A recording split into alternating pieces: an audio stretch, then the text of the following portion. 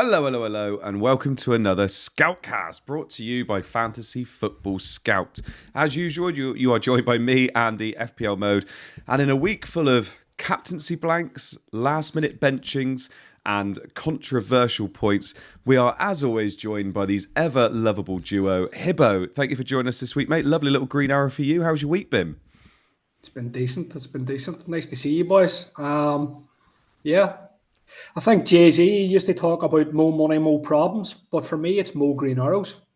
So I'm on my 10th green arrow in a row. So like earlier in the season, we had Nacho talking serious propaganda about I'm going to go 6, I'm going to go 7. I've quietly gone 10 and I want to make an 11 going on the double or through the other side of double game week 32. So last I talk about in this show with a big double game week with Newcastle and Crystal Palace, obviously, but good week, nice to get a green. But I've also low scored out of everybody here, so good week all round. Nacho, you owe me a tenner, mate. You said he'd mention it in the second minute. I said the first minute. He's already mentioned his 10 green arrows in a row. Literally, champing at the bit before the stream. Didn't mention it once before the stream, did he? Gets in as soon as it's live and there's people watching. 10 green arrows. 10 green arrows. Oh, yes. Nacho, how's it going, my man? Thank you so much for joining us this evening. Your overall rank's a bit different. It's got some asterisks next to it. Explain that to us, because I think this is doing you a disservice at the moment. I've been stitched up horribly, I can't lie. This has been one of the moments of my season, this game. We'll come on to the points in a bit, but it's been a great game week.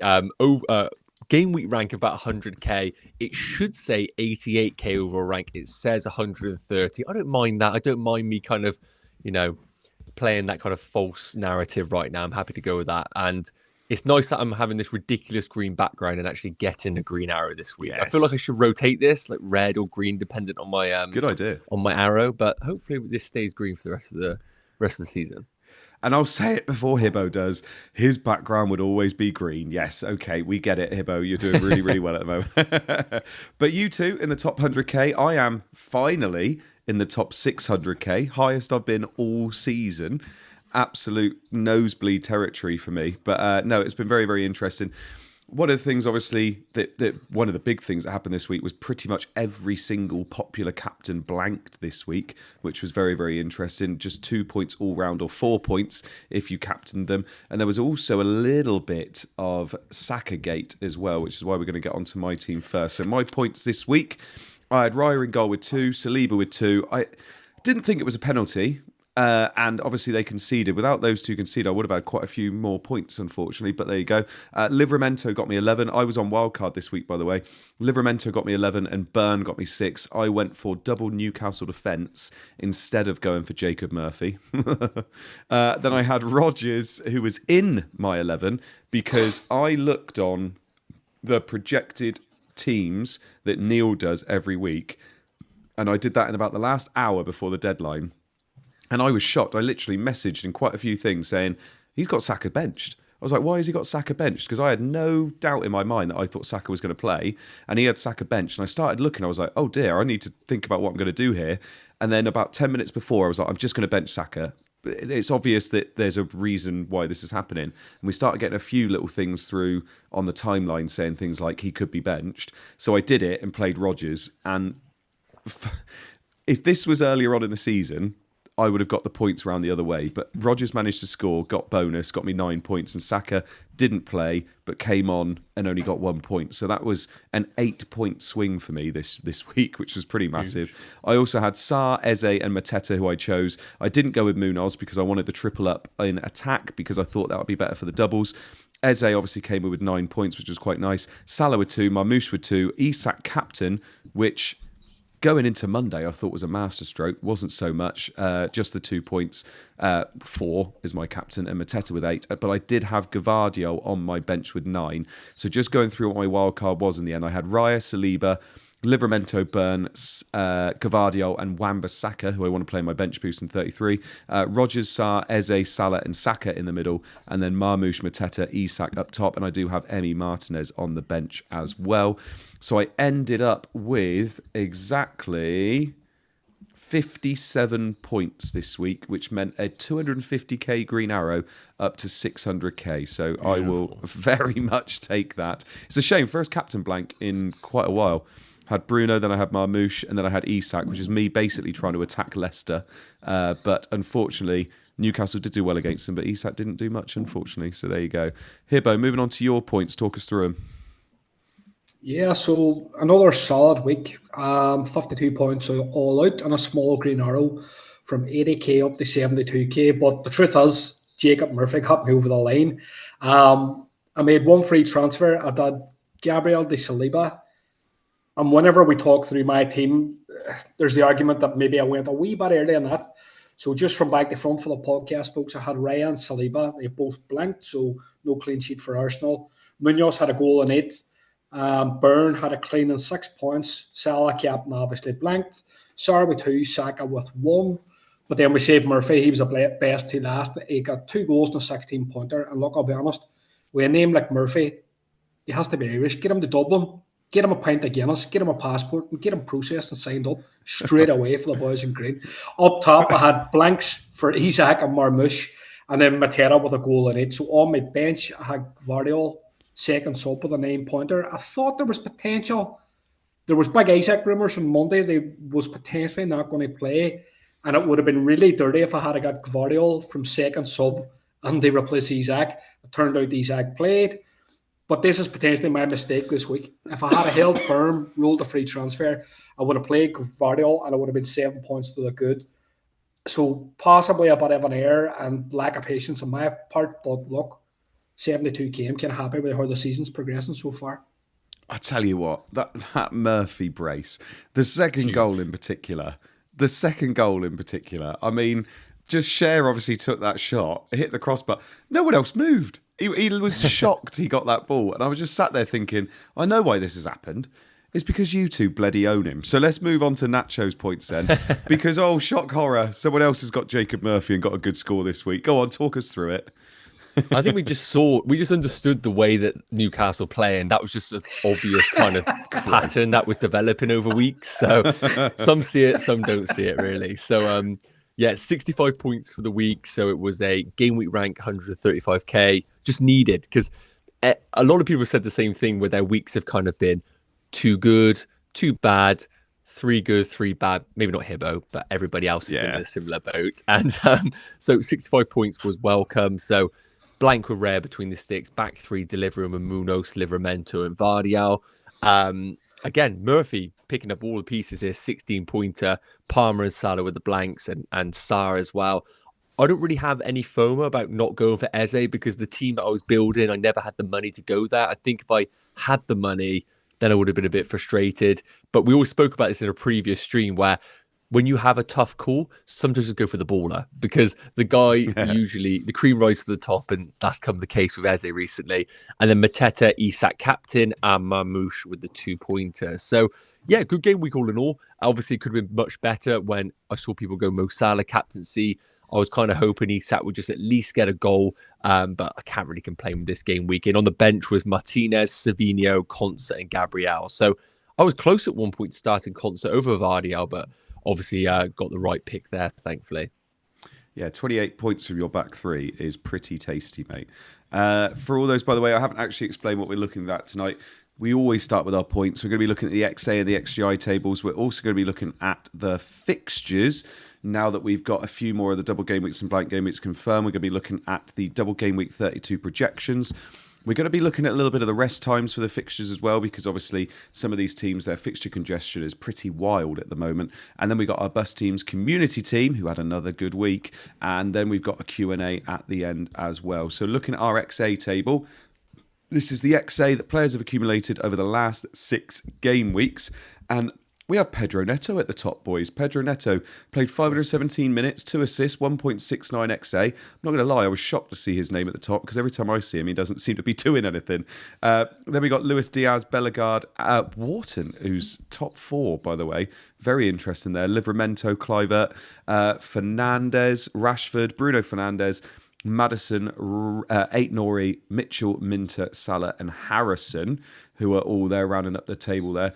In terms of actual assists, Diaz and Bellegarde are the only ones with 3 assists, and the only ones with 20 or more key passes are Enzo Fernandez and Bruno Fernandes. Now, I'm looking here at players that have got a double this week or a double next week. And Hibbo, Livramento is 5th on this table for XA over the last 6 game weeks. I feel like, was that his first assist of the season, I think, this week? I can't remember whether it was or not, because I can remember a lot of people saying they weren't that bothered, they weren't that worried about him because he doesn't really get assists, and obviously he got one. Went off with a slight knock, which people were surprised at because he looked like he was absolutely fine. But if you had to pick a Newcastle defender now, is he easily top of the list for you? I think he's hands down top of the list. Fitness dependent, obviously. Like, we'll wait and see what pressers say, and we know that Eddie Howe always tells the truth, so he'll steer everybody in the correct direction. But like, this is obviously a look at creators over the last 6, and as you say, it's important to focus on the viable pool of players. Livramento, he's right bang on there. He's sitting fifth at the minute in XA with 1.33, and like me personally, I went for the super boring pick, Dan Burns, Newcastle defence. I thought I'll go for the X-Man safety. You lads both have Tino Livramento, although you didn't go Murphy, obviously, Andy. Yeah. But looking at this data, he looks like a nice differential. Like, he's not racking up huge amounts of key passes. He only has 8. He just has the 1 assist, as you say. But we're going to look at fixtures later with a reference point to Rob T's graphics, and we're expecting Newcastle to score goals. So by virtue of that, Livramento could be involved. So I think if you're picking one now, it has to be him because he's the ceiling play, and we saw it this week. He looked great as well. He looked really good going forward. Obviously, it's against Leicester, but that overlap that he kept doing again and again, and for the first goal, that lovely little overlap and then straight into Murphy, I thought he looked great. Nacho, the other player I wanted to mention here on this table is Rashford. Comfortably played less minutes than anybody else on this table with only 209 minutes, and yet he sits in, where is he, 8th there? He sits in 8th with 1.29 XA over the last 6 game weeks. So he's keeping up with Bruno Fernandes and played a third of his minutes. Now, he's played tonight. Asensio didn't. Rodgers played tonight and scored. Is Rashford the ceiling play if you wanted a player for the double? Because he looks like he could be. I know I'm talking about game week 33 here, obviously, but trying to pick one of these Villa players is going to be tough, isn't it? But it does feel like you kind of need one of them, maybe. Yes, I do agree. I think, obviously, so the scoreline time record right now is 2-1 PSG against Aston Villa. And I think regardless, we knew going into this leg that we weren't going to walk away with Aston Villa 3-4-0 victory, and they might have a chance to rest players at home. It was always going to be the case of they're going to have their strongest 11 in both of the midweek games. Now, what this game against Southampton is going to look like, I don't really think anybody honestly knows. So just looking here, Rashford's gone off on the 79th minute and Ollie Watkins has come on for the last 10. Is that a slight injury Watkins is carrying? Does that mean that Watkins is going to play this weekend? All these sort of question marks lean to me that Aston Villa attackers in particular are just, unfortunately, I think, a swerve. I think there are going to be a few that stand out and going to be fantastic investments, but I just don't think anybody can sit here right now and confidently say, I can have this Aston Villa player and he is going to play Southampton away and both games in the double. I think the only one I could really say is Martinez. And then outside of that, any of the attackers, I mean, unless you boys know any, I'm struggling to pick a name. Even Rodgers, I think, is at risk of rotation in the Southampton game. Did Rashford get booked tonight, by the way? No, he didn't get booked. He didn't. And that's what I was going to touch on. That's like a key bit of information. If he had got booked, he was going to miss the second leg, and then it was going to free him up to play in the league, which obviously hasn't happened. So, yeah, I feel like you're right there, Nacho, in terms of their swerve. Especially, it just seems such a shame, doesn't it, Hibbo, in terms of the fact they've got Southampton and they've got a double game week. It feels like this should be, you should be bringing one of them in, like we were doing for Crystal Palace not that long ago. But yeah. I mean, you're looking at it. I've left money in the bank so I can get to Ollie Watkins. I don't massively feel like I might do that now in the double game week. Is he kind of off our radars now? He feels like not really fancied by Emery, doesn't he? Well, I think in terms of a double game week, we're going to wait and see how the next leg of Europe works out. Because if we're looking at Aston Villa, they've obviously got Southampton. They're 2-1 down in the Champions League. They've got Southampton this weekend, which most of us can't really come at from an Aston Villa point of view. Now, I know a lot of managers are thinking about bench boosting this week, and the bench boost probably includes 2 Aston Villa players. Are they going to play? Are they not? There's obviously that doubt there. Then they play Villa on Tuesday, the 15th April, but then after that, they play Newcastle and they play Man City in terms of their doubles. So if they get knocked out to PSG, I think he just goes back to playing his strongest team because he's going to want to qualify for the Champions League again. And I think looking at where Aston Villa are in the table, they're probably going to be looking at Forest, who are sitting third at the minute, thinking we could tick them out. I think there's a flurry or a cluster of teams that are probably Man City, Chelsea, Aston Villa, and people like that are looking, probably thinking we can push up, and maybe Forest are going to drop a bit of form in the last week. So if they go out of Europe, I see Emery just going back to fielding his best team every week. What's his best team? What's his best team? I think his best team's probably Watkins starts in his best team. I think Asensio probably starts in his best team, but he's been resting these boys and dropping them out, I think, because of Europe. But then I suppose you could argue, well, he didn't play Watkins tonight. He didn't start Asensio tonight. So I would have thought those players are on his best team. I would have thought that you would include Watkins for sure. Like starting Rashford up front tonight, Jacob Ramsey, I don't really think. I think you could have a stronger lineup than that, and it's a bit of a surprising lineup, I think. I'm kind of agreeing with Nacho in terms of how much of a swerve they're going to be, or you pick one and know that they're not going to be playing both games in the double. Or if we're looking at it as a 2-week block, and you've got Southampton, then you've got the double, who plays 2 games out of those 3?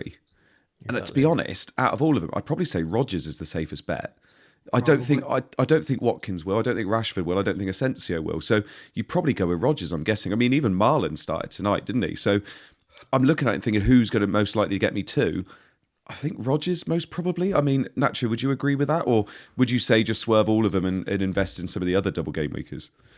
Yeah, I feel like, so I definitely think there will be an Aston Villa player that will just do well. I just think it's inevitable because the Southampton game is fantastic. But I just got the fixtures up here, and obviously we'll look at rest times and stuff in a bit. But I just think it's just all a perfect storm for rotation to an extent because the Southampton game, you couldn't ask for a better fixture in between Champions League legs, and they're still in this tie at 2-1 down.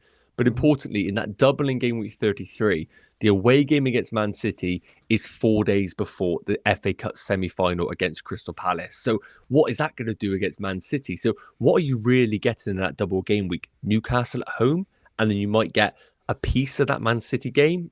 I just don't know how much I love this game week 32 and 33 combination. And I do feel like Rodgers is probably the safe bet because he is just proven week in, week out that he can do the business from a minutes perspective. But I'm just looking at my team right now for game week 32, and I just can't really think who I would sell in preparation for that. Mate, I'm benching my Villa players at the moment. Exactly, that's the 32, problem. Which just sounds awful. But we'll talk about that in a minute because it's interesting. All the people I'm seeing bench boosting in 32, they're not bench boosting Villa players, which I find interesting because for me, or from what I've seen, Hibbo's doing an interesting face up. But I'm looking at a lot of bench boosts with, say, non-bench boosts, say Rashford, Rodgers, people like that. And I think it's a really tough one to bench boost. I don't think that's a good bench boost personally, but we'll look at that in a sec.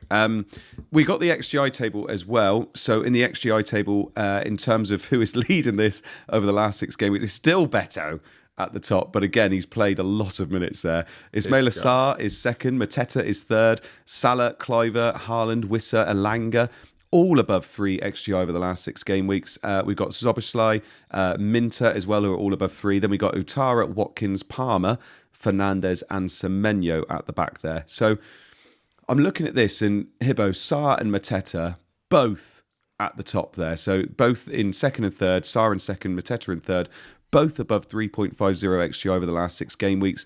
Mateta with 5 scoring contributions, Sarr with 3, both around the same minutes. They're both balling. They obviously didn't do much against Southampton, but they did do it again this week. I know a lot of people out there obviously went for Munoz. The debate there is still there as to whether we should have gone Sarr or Eze. How are you looking at the moment? If you still don't have triple Palace, what are you thinking for the triple up at the moment? Are you thinking you've got to have Munoz? Those double game week games don't really lend themselves to clean sheets. What are your thoughts on it at the moment? No, I would tend to agree that the double game week games don't really lend themselves to clean sheets. And I know we'll probably touch on it a wee bit later, but I think the odds of Crystal Palace keeping at least 1 clean sheet over the 2 fixtures combined is 25%. So that's really low, and that data is from like Rob T's table that we've got in the slide deck, and we'll look at some point later on. From an attacking point of view, they're fancied to do okay, so they're fancied to do like 2.22 projected goals. But again, that's combined over the two fixtures. Now, what I will say is, I still feel the same about Crystal Palace assets. We said the same thing last week, and I'm going to say the same thing again now. When you buy a Munoz, you're not buying a defender. And I know that sounds cliche. I know it sounds a wee bit cheesy. But he went out and he scored again this week. You know, he's got roots to points through goals. He's got roots to points through assists. The reason I liked him as opposed to, say, Henderson was because he had that attacking potential.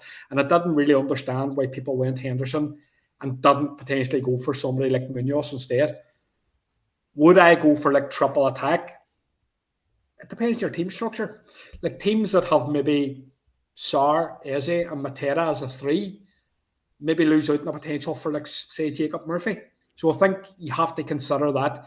And they're maybe in a position where they're saying, well, look, I have to bench. I've got a really bad benching headache some week because they've squeezed those 3 in. So I think in terms of optimal, I would still go for double attack. I think Matera's an absolute lock.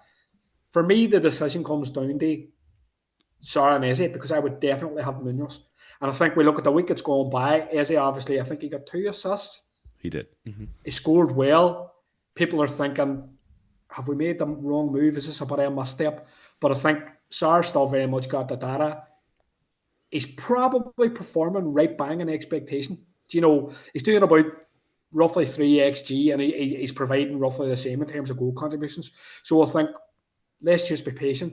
We've got double coming for Crystal Palace and you stick with your triple up. I know some people are talking about would it change Sarr to Eze this week? Feels like a very luxury move and I wouldn't do it. Mm-hmm. But I would still have Munoz to answer your question.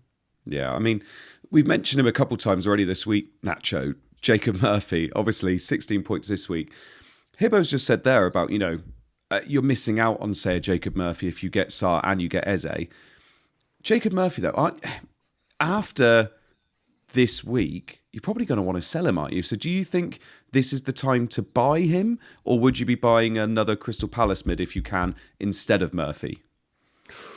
Yeah, I think it's a difficult one because with Jacob Murphy, the double presents itself in game week 32, and I think he is a great option. But then, of course, game week 33, we got Aston Villa away, which is not incredible. And I think for those that are looking at a bench boost opportunity, like myself in game week 33, I look at those Newcastle players, I think to myself, it's not the best bunch for it. The big thing about Newcastle, of course, is they do play in game week 34. So it does depend on your strategy. I think if you're one of those that has the free hit available, I think game week 34 naturally is just going to be the default time to play it because teams that blank, like Arsenal, like Palace, for example, are going to be one of those that don't have a game. And you are going to have to invest in those players that feature. But I think for me, Jacob Murphy is a sell after game week 32. If you have that free hit, I wouldn't be buying him now. I wouldn't be buying him personally. I think the Crystal Palace assets, if you are going to go for a team that blank in game week 34, you might as well go for those that have double and get yourself an additional game.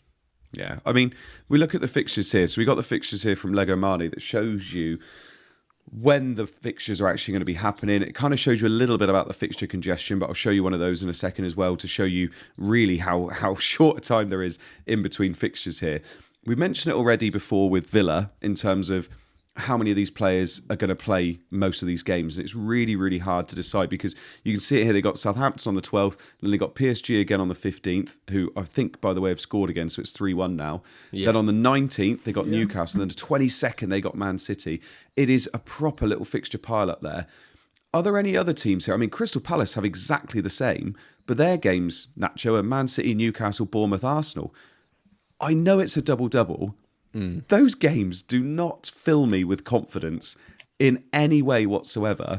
But Palace have been killing it recently. The results they've been getting have been incredibly good. But Man City away, Newcastle away, Arsenal away, and Bournemouth at home, it couldn't get much worse, could it? It's horrible. It is horrible. Like, it is exactly that. And I think as FPL managers, we always just get drawn in by any double game week. It could be any team on the planet. We're just going to be drawn in there because we know normally by default, you're going to get 2 points for them just turning up and you're going to get 2 for the second game. So regardless, it is it's a floor of 4 points. And then you are looking at these single game weekers thinking, well, right now, who is actually going to step up and get at least one attack and return? And we saw in game week 31 that I think it was 13 of the most expensive players in the game blanked. So clearly right now there is a little bit of faith going. That's not going to happen each and every week. It's worth noting. But I think right now the fixtures are woeful for Crystal Palace, and they do have an FA Cup semi-final to contend with. But regardless of that, Triple Palace for me is just still a no-brainer because one, they're a good team under Glasner, and two, they got good value picks. It's not like you're busting the bank to have these players in your team, and I think it's just a no-brainer to get there regardless. But I do agree, fixtures could be a little bit nicer. Yeah, they could. I mean, Hibbo, I'm seeing a bit of a debate about captaincy this week. When we were looking at this 3-4 weeks ago, we were saying straight away Isak. You know, Isak captain. When people would still have triple captain, they were saying, yep, triple captain Isak this week. He's obviously been a little bit off. We did get something from Hal, though, saying, nah, he's 100% now. I don't need to manage him moving forward. That should probably fill us with a bit more confidence. Man United at home, Crystal Palace at home.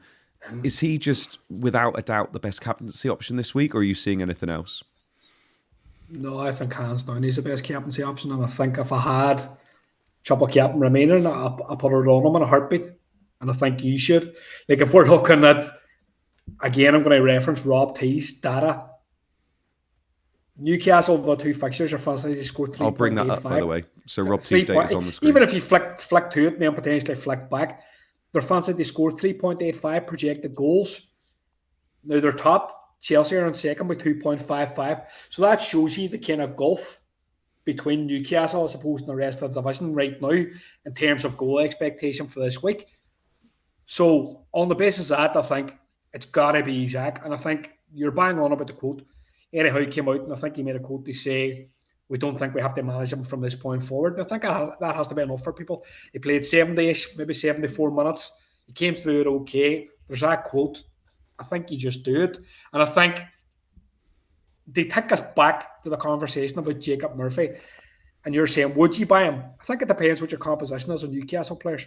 You know, if you need to buy him, like if you need a third Newcastle player, I would buy Murphy this week based on the amount of goals they're projected to score. They're 50% rated, I think, to keep at least 53% rated to keep at least one clean sheet, which is good for you with a double defence. But I think if anybody has, like, say, two players, they maybe haven't wildcarded recently, I would buy Murphy if you don't have him already. Yeah, I mean, what Hibbo's just alluded to there, like you said, we got the Rob T projections up here. And by the way, if you don't follow Rob T, he's so good. I look at these every single week. He's got the teams to target for FPL Gameweek 2032 on the right-hand side of the stream here. And as Hibbo's just said, Newcastle are top 3.85 for their two fixtures. Really interesting. Even though they've got two fixtures, Crystal Palace is still projected 5th for projected goals this week. Chelsea, Brighton and Liverpool are all above them for how many goals we expect them to score this week. So Crystal Palace, even with two fixtures, are in 5th. Wow. Nacho, when you're looking at that, I mean, I'm going to say it because I always ask you about Chelsea. Palmer captain, if you don't fancy a Newcastle captain. I mean, 2.55 goals projected, higher than Crystal Palace, who have got two fixtures. If you fancy it, surely. Nah. Firstly, I'll say, obviously Chelsea playing tomorrow in the Conference League, so don't even be thinking anything like that before we feature in that. And we saw obviously Cole Palmer benched in game week 31. I have no idea what Maresca was doing there. I don't think it was justified, but at the same time, key players coming back from injury, I think he was just trying to obviously just manage the squad. So no, Cole Palmer is captaincy. Now look, as a Palmer owner, the last 2 weeks haven't really gone in the favour. Versus Saka, it felt like, you know, one was going to really go off and one was going to, you know, not do well. This could be the week in game week 32 where those that went Cole Palmer get their rewards, if you want to call it rewards. So if you want to go there, it's a great fixture, but I haven't seen enough right now from Chelsea to think to myself, Palmer could bag. He's playing a little bit wider at times, being a bit more creative, not necessarily playing that central role where he's been picking up all those goals in the last 12, 18 months. So it'll be a punt. And for me, when we're talking about captaincy, whenever I look at Alexander Isak, I just think he's a big dog. Like, I'm looking at his returns against the big teams, and he just does it. Like Liverpool, he does it against City, Man United, Spurs, all the big teams, he's done it at least once this season. And I look at Newcastle at home, and I always think they step up in those big games. So yeah, I think Isak, even if you get 70 in both, that's enough to justify the triple captain for me. I love your eye test comments. You just go for the baller, or he's the big dog. Simple. Game's getting overcomplicated nowadays. You're right. So here's a big question for you then, Nacho, and Hibbo kind of hinted at this a little bit earlier. Is this the last best opportunity to use your triple captain chip? Because obviously Isak has got the double game week, 2 nice fixtures, you would say, because they're both at home. And like you said, it doesn't really matter who Newcastle are playing at home. If they're at home, you back them to do well. Is there another time, if you do not use it this week, is there another time where you think you could use it? Yeah, so I was actually looking at the upcoming weeks to have a bit of an idea myself, because if you miss game week 32 for triple captain and you still have your bench boost available, then you obviously are going to have to use a chip beyond game week 34, which might not be ideal if you are using the free hit at 34. So for me, 32 is only Alexander Isak as a consideration. We know double game week 33. I think the only options available is, often that thing again, is Marmoush or Saka. Yeah. But we just don't know what status Bukayo Saka will be in. So you are taking a slight risk there. Marmoush, I think, will be perfectly fine. Haaland isn't expected to be back. Outside of that, you will be taking a punt on double game week 36. Now, there are projections of it happening, but we actually don't know which team. We could get lucky, and that would be Man City with a double of Southampton away and Bournemouth at home, possibly. And that could be incredible. Like, who that Man City player is, we don't know. Haaland might not be back by then. And if you do hedge yourself to get Haaland, how are you ripping up your team to get him in without a wild card? That's another question you've got to ask yourself. So even though I think the temptation could be to hold on to the triple captaincy chip, I don't think it is the most powerful chip in the world, to be honest with you. And I think with game week 32 available to us, if we get positive news about Isak, I think it's just a good enough week to do so. Yeah. And I should say as well, I say this every single season, don't think of triple captain chip as, oh, I'm not going to do it because everybody's going to be on him, so it's a waste of a chip. You use your triple captain chip on the player you think is going to score you the most points in a single game week, and obviously it could be Isak, couldn't it? It could be how it works, but people get so hung up saying, oh, he could be 210% EO. It doesn't matter. If you think he's going to score lots of points, you triple captain him. Hibbo, talk about chips as well, though, and I mentioned it a little bit earlier. I'm seeing an awful lot of people bench boosting this week when game week 33 looked like, when we were looking at it about 5-6 weeks ago, looked like the time to do it. But people are kind of swapping a little bit now and thinking about using their bench boost in 32 instead.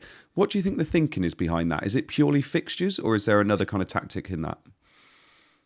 There could be another tactic, and it could have been that when people wildcarded, they thought about, when am I going to chop a captain?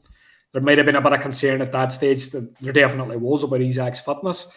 And maybe they thought, well, I could chop a captain in double game week 33 instead, and I could bench boost in 32 and effectively swap those around.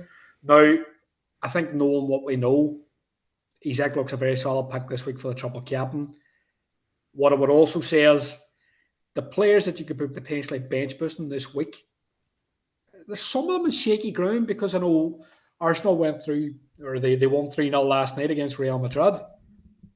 Aston Villa are another team that are progressing in Europe. They obviously lost 2-1 or 3-1 to PSG tonight. But those teams are still in Europe. You're looking at potentially for Aston Villa, for managers bench boosting Aston Villa players, what team are Villa going to put out at the weekend? It's tough to say. For Arsenal, they could rest a lot of other players against Brentford. And I know, I would say that Raya's secure. Saka's in very shaky ground. I think he lumped out last night. Manager said he was okay, but he hasn't started the last two. And then in my head, I'm thinking, we'll come to it in boss teams. But is there the potential that I do it in the FPL mode and bench Saka this week and play Savinho instead? No, but it's a valid conversation, and I think it's one that we probably need to have closer to the weekend once we see him training, once we see what Arteta says. But I do think Arteta could shuffle the deck thinking, second place looks secure. I'm not going to win the league. Champions League looks secure for next season.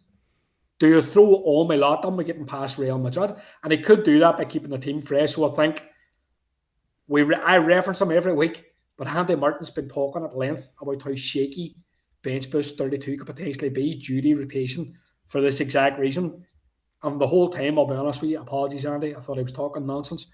But it seems to be coming to pass. And it seems as if Aston Villa could rest players.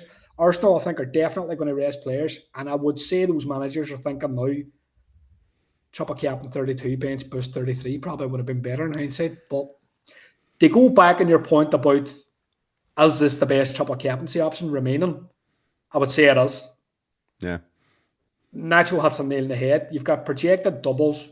Man City could double, Villa could double, Palace could double, Forest could double. Man City's is the best. At the minute, you would say Marmoush is the default pick there. But it's if buts, maybes. The doubles have to come to pass. Is Haaland going to be back fit? Is Marmoush still going to be on the side? A bird in the hand's worth two in the bush and all that. And I think you just go Isaac now. Yeah, I think this looks like the best time to do it. And also, we pretty much know Isak's going to play both games, which is obviously big as well. We don't know how things will look later on. The thing I didn't mention as well, Nacho, Crystal Palace, I've already mentioned about the fact that I don't like these fixtures defensively. They don't have any centre-backs. They've got Gahey got sent off. He's suspended. Lacroix was got a head injury. I think it was a concussion, so he's going to miss. Richards is out. I'm guessing it's going to be Lerma at the back. And then obviously they've got Mitchell and Munoz, but they've both been playing wing-backs because they play three at the back. So I have no idea who they're going to be playing at the back. I mean, that surely has got to factor in as well, doesn't it? Yeah, 100%. I'm just seeing Mark Gay here. He's obviously missing the Man City game. And as you mentioned, there's no word I'm pronouncing his name. Maxence Lacroix, is it? I can't even pronounce my name, let alone his. Yeah, head injury. So that could be up to 2 weeks, as we know, 10 days. So, yeah, goddamn. I'm looking at the team right now. Chris Richards as well is a doubt with a calf injury. So they could be rocking a back four of Munoz, Klein and Ward by the looks of it. Klein at the centre-back, yeah. I mean, Man City attackers may be one to think about. They are dominating a lot of benches right now, including myself. Yes. And those that obviously have Phil Foden, those that have Savinho. Foden might be a different topic, obviously, with a potential knock, some are saying. But Savinho benchers out there. Is it right with Foden? Did he was that? Am I made that up?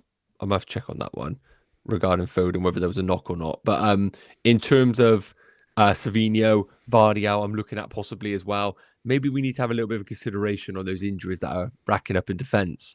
I'll check on Foden, by the way. Have I just made that up completely? I may have. I don't know. While you're looking it up, though, Hibbo, you've been a bit of a Brighton fanboy most of the season, mainly because of the man, the myth, the Pedro. I'm seeing a lot of people bench boosting with their defence. Rightly so, probably, because they've got Leicester at home, and Leicester haven't scored in over 12 hours of football, I think it is.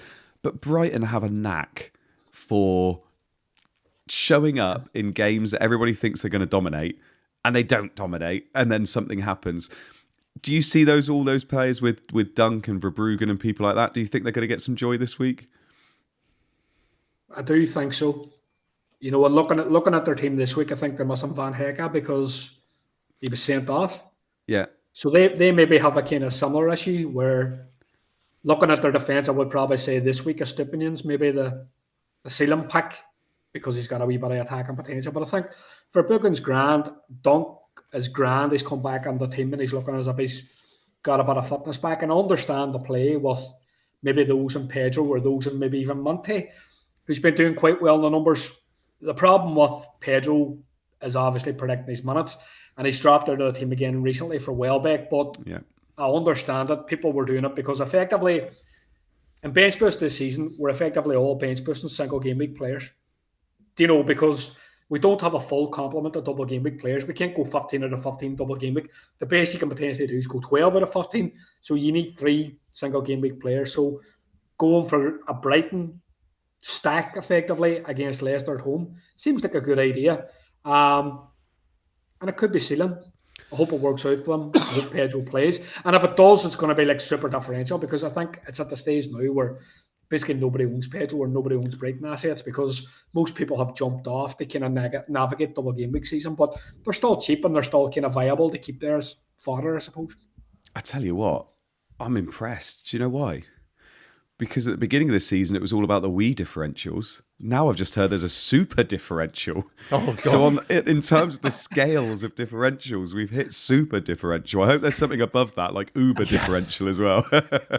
Right. Let's have a look at some bust teams to see how we are shaping up. So this is my team at the moment. I'm not going to lie.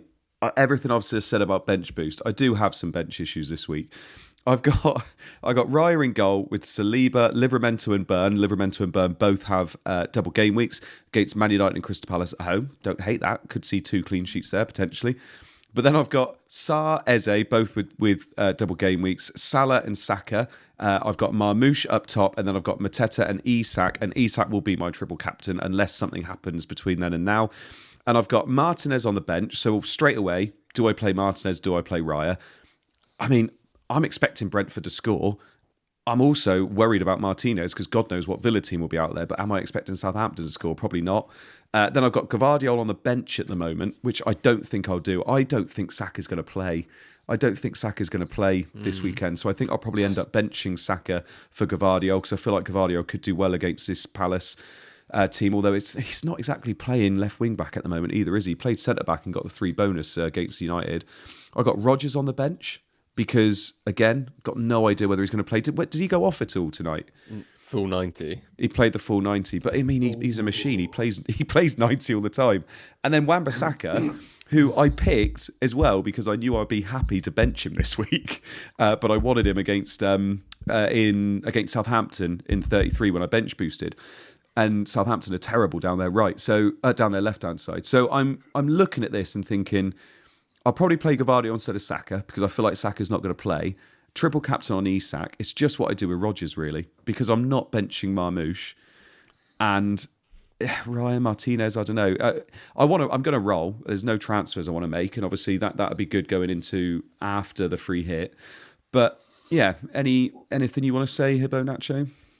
Well, I'm just thinking about, obviously, your Villa situation right now, Rodgers. I'm just looking at their lineup right now because, like I said, we're all coming to this conclusion right now of what this Aston Villa could be. And I do recommend, obviously, people checking out those on Twitter or X that do the kind of team predictions. Check out Scouts and all because they do great jobs. But they could easily rock up 3 of that Milan or Molina, whatever his name is, Watkins, and they could play Asensio straight away out the bat as a front 3. Yeah. And I know people are talking about rotated Aston Villa and they have to make sure that they get a European spot. But Christ, if that 3 plays against Southampton, like that's not exactly a bad front 3, is it? So yeah. I'd be slightly concerned about Rodgers, but there's still another spot that needs to be allocated who played tonight. And, you know, that easily could be Rodgers. So yeah, I have no... I'm not jealous of your situation right now, Rodgers, because I really do feel like it just could be one of those where he could go great or a 2-pointer and you start him. But in terms of your selection, I probably do agree with what you're doing there.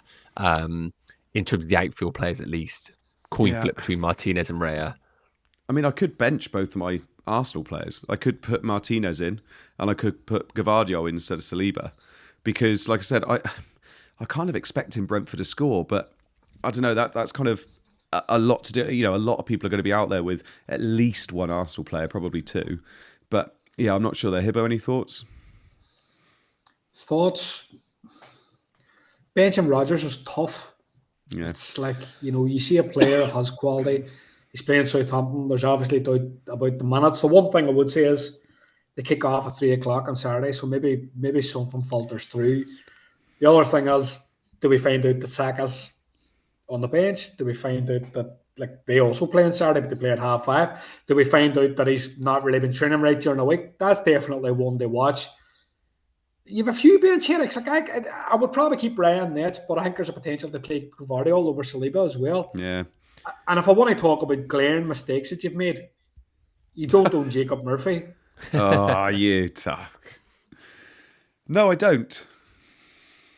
No, this is what I was talking about the triple pass. This is the triple pass kind of blocks you off from having a midfielder, and in this case, it benches Rodgers, but it also blocks you to Jacob Murphy. But look, we'll not dwell on it. I don't want just because I'm the best player in the stream, I don't want to run anybody else on that. Sorry. Did the community team just enter the stream, did they? They're not on the stream. They're not on it. Well, let's have a look at the best players team then, shall we? So let's have a look at this little team here. Oh, shock horror. Template as anything. Talk us through it. Talk us through this. Oh, that shut him up, didn't it? You cannot hurt my feelings about there. Right, so I've got one free transfer this week and I've got 0.8 million in the bank. I won't be playing a chip because I don't really have many left. And I feel in a certain sense I have to weather the storm because there'll be assistant managers, there'll be triple captains, there'll be bench boosts and play. And it's going to be a tough week if you're not playing the chip. So I think it's important to acknowledge that. Looking at my team, it's a fairly fresh team. I'm thinking I have to roll. No transfers, probably my default position. A wildcard in 30. By 31, I think my wildcard team held up pretty well because most people moved to something similar in general. And I think in terms of future look, what I'll be doing is my plan is to kind of transition this team towards Villa assets, but I'll be doing it by coming off Newcastle because Newcastle obviously double this week, but they don't double in 33. So it seems kind of like you touched on this earlier, Andy, about Jacob Murphy. People will be moving off this week, and that's really my plan. So just to go kind of back to front for the podcast, people, I've got Raya and goal home to Brentford. I've also got Saliba. He's a potential bench dilemma for me. I've also got Munoz and Burns, so obviously Palace and Newcastle are Dublin, so they pick themselves. Sarah and Murphy are the same. Salah's obviously Salah. Saka's potentially an issue because we already talked, he lumped off. Arteta played it down, says he was grand. But I feel the league's maybe a wee bit secondary for Arsenal right now. They've got a good cushion, but I still think he might just push to get over the line away at Real because Real are Real, and they could come out and get an early goal, get the tails up, and Arsenal could potentially fold. So I think I want to try and get that sorted. Up top, Isaac Captain's a no-brainer. Matera is, in my opinion, one of the best strikers in the league, and I think it's hard to believe that in people's Palace triple-ups, they don't have them. Some people don't have them. And then, finally, all my homies love Marmoush. So the bench is strong. I could play Savinho over Saka. I could play Gavardiol over Saliba. And they're basically going to be my considerations from now until Saturday deadline. I'm going to say it now. I think we're both going to do the same. I think we're both going to be benching our Arsenal lads before the weekend. It could happen. Yeah. And, Savinho he obviously got no minutes against Man United. He played against Leicester and he did well. And it kind of feels to me, maybe naively, that this could be the game that he comes back in. And Crystal Palace at home, I think he's touched on. If they don't have really many centre-backs, maybe Man City get joy. So I think overall, pretty happy going on this week, apart from no chip. But let's have a look now and step back in the time machine to this team with Palmer and Gabriel still in it. Nacho, talk us through yours. This is the one. Honestly, wow. This is the banker, as they say. No, this is it. This couldn't fail. It wasn't going to fail. This cannot fail. No, I will touch my team in a minute, but this is the final game for Palmer. Triple captain. Triple cappuccino on Alexander Isak. Wow. Oh, mate, honestly, pay me and I'll do it. No, I do. Honestly, this last roll of the dice for Cole Palmer, I feel like a little bit unlucky the last few weeks of him. I felt like there could have been an opportunity, but it just never come to fruition, obviously, with the lack of game time in game week 31. But if there ever was a time, Saka to be benched, Palmer to bang 4 goals, I need it this week massively as a parting gift. So just running through my team, I have got, for context, 2 free transfers, 0.7 in the bank. So currently going for Aston Villa double up in defence of Martinez and Konsa. And then, of course, we've got Munoz and Livramento with their doubles, Murphy and Sarr with the doubles, Palmer and Salah with the singles in midfield. And then we've got Marmoush with his home game against Palace and a double up of Mateta and Isak. Isak currently triple captain. And for me, bench boost never was really on the cards in game week 32. Raya at home against Brentford, an obvious starter. Gabriel got the injury, which is going to force me to make a transfer, which I just don't love this game week at all. And then we've got the double Man City. Really, the only deliberations is going to be not hedging myself completely on Aston Villa. So I could, for example, take out Konsa, bring in Vardiel if I want to. If I view that Palace game a bit trickier for them, I don't see how I squeeze Savinho in this team. So I think I'm just going to accept what will be with Savinho. And triple captain on Isak, I think, is my favourite move. I want to keep game week 33 open for a bench boost. I don't love holding my triple captain until game week 36 because nothing might happen and then, it's not worth holding to. And I think as long as we get good news about Isak, that's going to be locked in. Yeah, nice. Any temptation to play Gavardiol over Konsa? Yeah, I think the closer we get to the deadline, I think there will be more temptation there to make that move. I think I was just looking for maybe a few upside, and I thought double Villa defence against Southampton might be quite a nice sort of differential combo. I don't feel any temptation to start Raya, I'm going to be honest, though. I think Martinez in between the sticks is definitely a lock. And then it's a case of Vardiel versus Konsa. And yeah, I think the closer I get to the deadline, Vardiel will be more tempting. It's such a horrible, whenever it's a double game week and it's only 2 teams, it's such a horrible one, isn't it? Because you're looking at, say, Triple Palace here, who are obviously playing against, if you play Gavardio, playing against Gavardio, and then you've got the next game, which is obviously your Triple Newcastle versus your Triple Palace. It's so hard to know exactly what it is you'd want out of this double game week. But I suppose for us two, if we're triple captain and Isak, it's just try and make sure Isak gets as many goals as possible, basically, isn't it? Yeah, 100% that. Yeah, we just want goals, really, and maybe some goalkeeper goals and stuff. Yeah, lovely.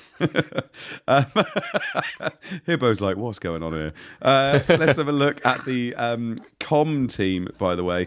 So Com team, who, I'm not going to lie, basically, if you tune into Scoutcast and you follow the Com team every week, you're going to have a good year because they smashed it the last 2 years. They got 65 points this week, which resulted in a 30k green arrow. They are now up to 50k from 80k. They had Raya in goal with 2, Munoz, Saliba and Livramento, who got them 8, 2 and 11 respectively. Mo Salah with 2, Saka with 1, Eze with 9, Murphy with 16. See all the lucky managers had Murphy. Isak captain with 4, Mateta with 8, Marmoush with 2. They did, however, bench Rodgers with 9 and Gavardio with 9 as well. So if they had listened to me a little bit more, they would have benched Saka, played Rodgers, and they would be in the top, I don't know, top 40k by now. This is what happens, see? Ignore me, bad things happen. Right, but well done, community team. If you can keep this going for a bit longer, you'd be absolutely smashing this. You'd be top 10k this season. Right, Q&A. So chuck us any questions in. I think we topped about 300 people in the chat, which is not bad for coming up to 10:30 on a Wednesday night. So chuck us in your questions and we'll answer as many as possible. We have quite a few different people in the chat tonight as well, which has been lovely seeing. Yeah. So chuck us in some questions. We'll answer as many as possible if we can. Mauricinho said he got 150k green arrow this week. He was 82 all out. 82 is a cracking score. Monster score. Mike Will, captain Mateta instead of Isak. Fair play. He says Isak tends to struggle against 3 centre-backs. Well, that's fine against Palace because they're not going to have 3 centre-backs to play, so that's lovely. FPL, I was just about to say that one. FPL, all right, Hibbo. I know you want to say how far ahead you are. What is the points difference between Callum and Hibbo? Hibbo, what's your total points at the moment? I have to look it up. Oh, mine's of course he will. 2070. I'm 2077, so you're going to go ahead with that triple captain. I'll tell you, boys. I'm back, baby. Kelly Holmes. All those people asking about my points, I am on 1981. Nobody asked. Yeah, no, there was someone in the chat. There was so many scrolling through, you can't see it anymore. But it was. What was it? Mrs. Mode. Yeah, that's the one. Right. Nick says, is Connor Bradley a good differential? What do you think, Nacho? I think he could be, definitely. I mean, it just depends what goes on with Trent's injury right now, and then whether they look at him and say, we need to make a plan without you, so you're going to sit on the bench. Same premise. They're going to want to give him a bit of a farewell. I look at Liverpool's fixtures, and realistically, I just don't see an entry point that you're really going to want him. Spurs, Chelsea, Arsenal, Brighton away. He's a good differential. I wouldn't be that desperate to bring him in though. With no double. Yeah. Who was the other one I just saw there? D-Doc says, what about Pedro for next game, Hibbo? I mean, if there's anybody that can sell us Pedro, it's you. I'm better where you're at. I get the fixture. Obviously Leicester at home is a really good fixture and they're fancied on the data. They do well, but I do think there's some question marks around Pedro. He didn't start the last game in the league. Yeah. Welbeck started, so I think you could buy him, but you have to know the risk. He's not an 80, 90 minute player. He's maybe a 60, 70 minute player because you have to factor in the fact that he could play 30 and he could come off the bench. We just don't really know. I think if you have him and you're in the position, hold. If you don't have him, I don't think I would buy him. Yeah.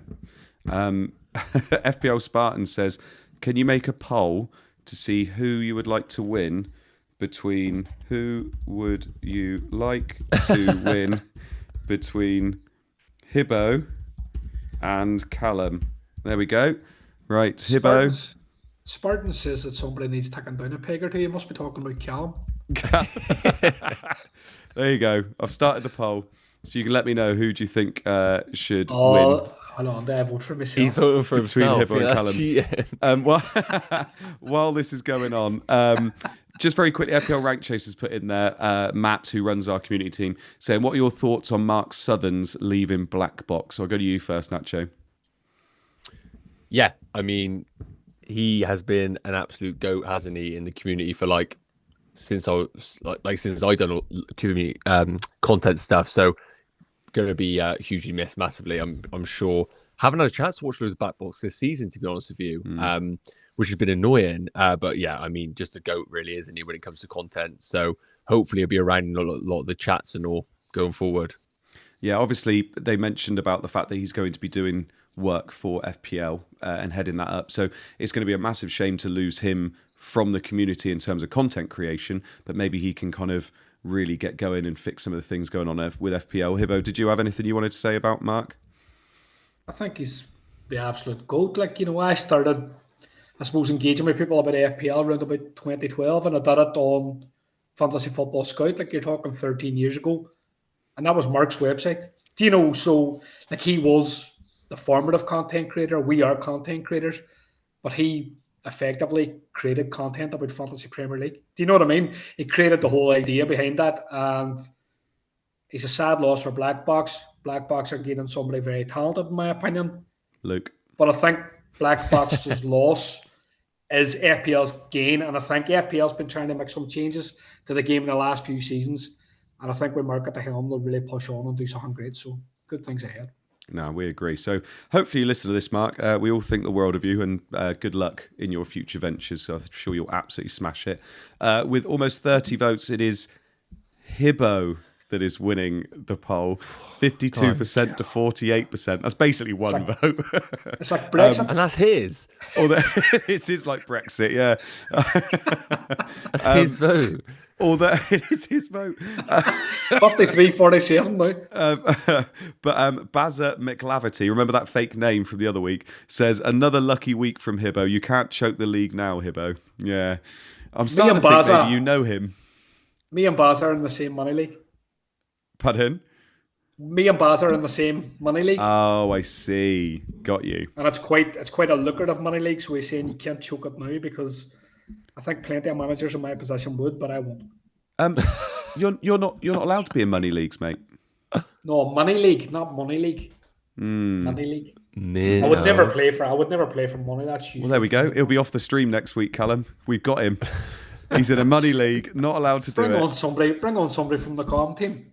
This guy's a scumbag. Exactly. This guy's a scumbag. We'll bring Matt on. Right. Anyway, thank you so much for all the people that are in the chat. I will end the poll. 32 votes. Hibbo 53%. Callum 42%. 47%. Sorry, Callum. It is now ended. I'm done. I know. Although FPL Spartans is saying that we made the wrong choice with Brexit, so that's obviously the way it's gone with Hibbo as well. Thank you so much for all those that joined us this evening. Thank you so much for all of your questions as well. We topped out about 300 people, so thank you so much for joining us. FPL Spartan says, Andy North, Scoutcast, Black Box, and above average. Yeah, I will be on above average on Monday, so it'd be lovely to see some of you there. Nacho, thanks so much for joining us this evening. I will remind people that is not your overall rank. You're well above that. I hope you enjoyed yourself, my man. Yeah, it's been good. Needed it just to kind of clarify in terms of triple caps at ESAC and all that's kind of locked in. And it's always lovely to talk to you fellas. And Hibbo, I'm coming for you. Enjoy the last week of being top dogs. I'm coming. Oh my God. Oh, I like it. I'm coming, baby. I'm back. Oh, tell you what, I've got tingles all over my body. Hibbo. After that poll, it's got me going. Exactly. Hibbo, thank you for joining us this evening, my man. Hope you enjoyed yourself.